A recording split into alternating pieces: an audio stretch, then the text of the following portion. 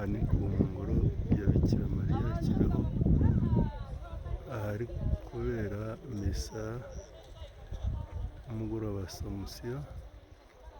Samusiyo izaba ejo. Aha mpagaze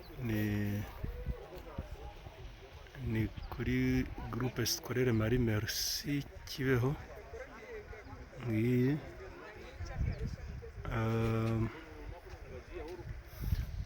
hakurya ni centre ya Kibeho.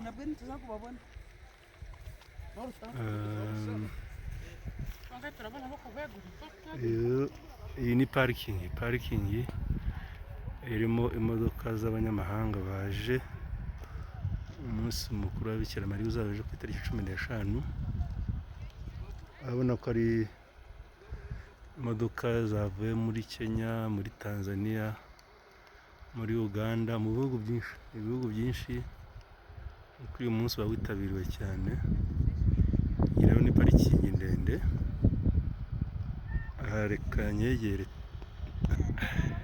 uretse izi ziparitse aha hari n'izindi zigiye ziparitse ahantu hatandukanye, ariko iyi ni parikingi rusange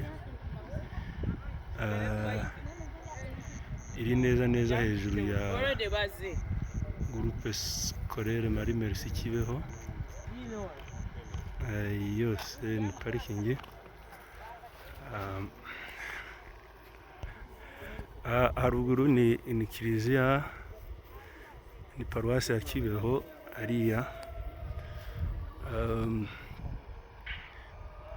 Urabona rwose ko uyu munsi uba witabiriwe, abantu baba bawiteguye, abaza bakamara amajoro ahangaha hacumbitse. Ese ubona ari ibintu byateguwe, abantu barabiteguye, baje kwizihiza umunsi mukuru wa Bikira Mariya. Ndagumya kugenda mbereka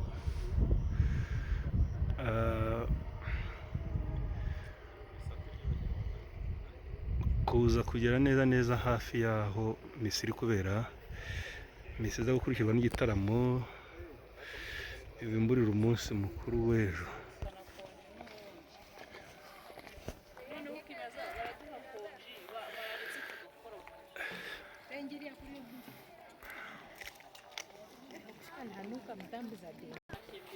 Aba bose ni abaje mu munsi mukuru wa Bikira Mariya.